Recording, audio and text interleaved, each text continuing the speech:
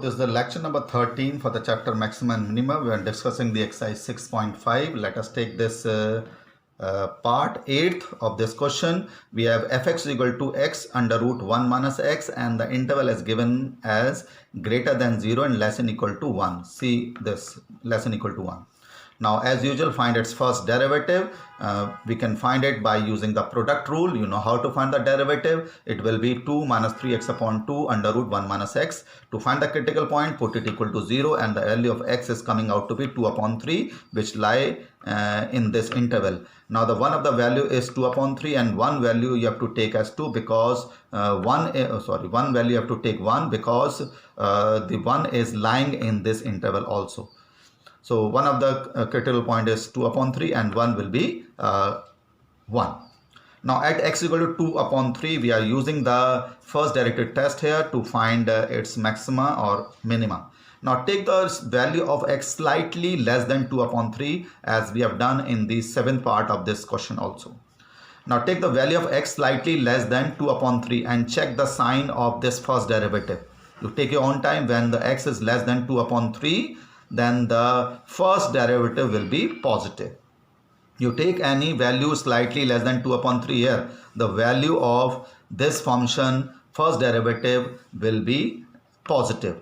Now what you have to do, now you have to take the value of x slightly more than 2 upon 3, slightly more than 2 upon 3, and check whether the first derivative will be positive or negative. When the value of x slightly more than 2 upon 3, then the numerator will be negative and the denominator will be positive, so it will be negative. The first derivative is negative, so the first derivative is changing sign from positive to negative, as the value of x we are taking slightly less than 2 upon 3 to the slightly more than 2 upon 3, and the first derivative changing sign from positive to negative. So we have local maxima at x equal to 2 upon 3, and the local maximum value will be obtained by putting the value of x is equal to 2 upon 3 in the original function, that is x under root 1 minus x.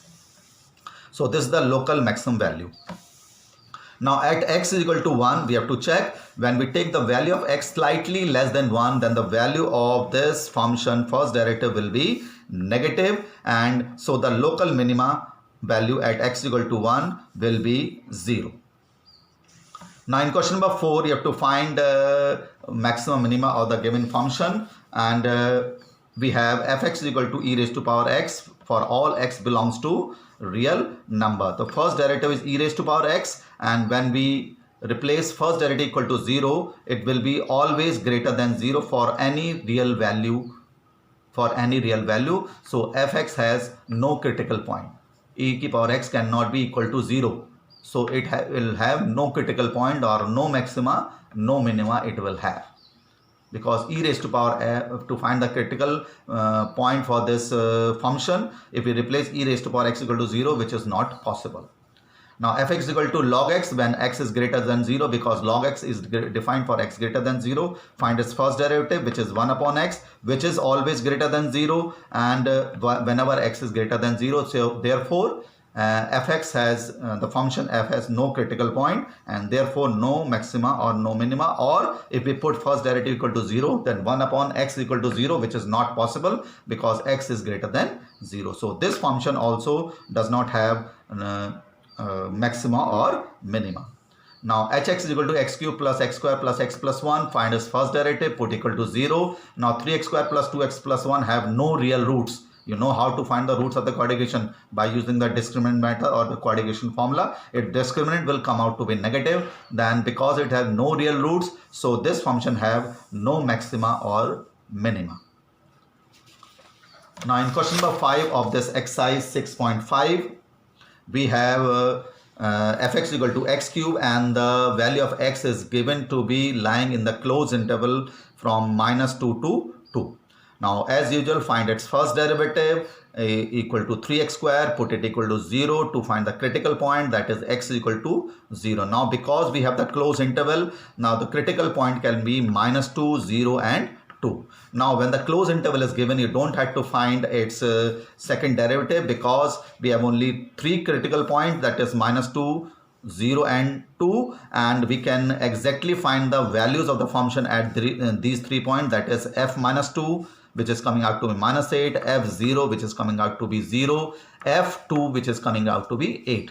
So you can easily see which is the maximum value, which is 8, and which is the minimum value is minus 8. And here we have absolute maxima is equal to 8 at x equal to 2, and absolute minima at x equal to minus 2, which is minus 8, because we have the closed interval. So here we can find absolute maxima and absolute minima, not local or maximum and local minima. Now again, fx is equal to sin x plus cos x, and the interval is given as 0 to pi, that is in the first and the second quadrant. From 0 to pi, find its first derivative, which is cos x minus sin x, put it equal to 0, tan x is equal to plus 1, tan x is positive, in the interval is only in the first quadrant, which is pi by 4, and x pi by 4 equal to pi by 4 lying in this interval 0 to pi. So the critical point we will take will x is equal to 0, pi by 4 and pi. 0, pi by 4 and pi. If the closed interval is given, then you have to do like this. Now find the value of the function at, we don't have to find the second derivative. Now value of the function at 0, the value of the function at pi by 4, the value of the function at pi, you can easily find. So f0 replace x by 0, at x pi by 4 replace the value of x by pi by 4, and x pi replace the value of x by pi in the original function. We are getting 1, 0 and minus 1. So we have absolute maxima at x equal to 0, which is coming out to be 1, and absolute minima is coming out to be minus 1 at x equal to pi. So absolute maxima is equal to 0 at is 1 at x equal to 0, and absolute minima is equal to minus 1 at x equal to pi. Similarly, in third part of this question, we have 4x minus 1 upon 2x square, and the interval is given as from minus 2 to 9 upon 2, that is 4.5. So as usual, find its first derivative, which is 4 minus x, put it equal to 0, and the value of x coming out to be 4, which is lying in this interval. So the value of x you can take as minus 2, 4 and 9 by 4. Find the value of the function at these three critical points, minus 2, 4 and 9 by 2 in the original function. We are getting the value as minus 10, 8 and 63 upon 8. So its minimum value is coming out to be minus 10 at x equal to minus 2, and maximum value is coming out to be 8 at x equal to 4. So maximum, absolute maxima is equal to 8 at x equal to 4, and absolute minima is equal to minus 10 at x equal to minus 2. In fourth part, we have fx equal to x minus 1 whole square plus 3, and x belongs to this interval minus 3 to 1. Find its first derivative, which is 2x minus 1, put it equal to 0. We are getting x equal to 1. So which is not lying in this interval, rather it is equal to 1. So we have only 2 points, which is minus 3 and 1. No critical point. So we have to take only minus 3 and 1. So find the value of the function at minus 3, find the value of the function at 1, and the maximum value is coming out to be 3, and the minimum value is coming out to be maximum value is coming out to be 19, and the minimum value is coming out to be 3 at 1, and maximum value is coming out to be 19 at minus 3. So the absolute maxima is equal to 19 at x equal to minus 3, and absolute minima is coming out to be 3 at x equal to 1. So this is the method to find the absolute maximum minima in the given interval. Now in question number 6, the profit function is given, which is equal to px equal to 41 plus 24x minus 18x square, and you have to find the maximum profit of this profit function. Now find its derivative as usual. By the first derivative, put equal to 0, but here you can easily find it by making a profit square. Now you make the profit square of this function 41 plus 24x minus 18x square as 49 minus 18x minus 2 upon 3 whole square. You can take your own time to make a profit square. Now the value of this function have maximum 49, because the value of this whole square will goes on increasing and increasing as the value of x goes on increasing up to infinity, and it will make this value up to minus infinity as the value of x goes to infinity. So the maximum value of this function is 49. So when x is equal to 2 upon 3, this will be 0. When x equal to 2 upon 3, this function will be 0, then this maximum value will be 49.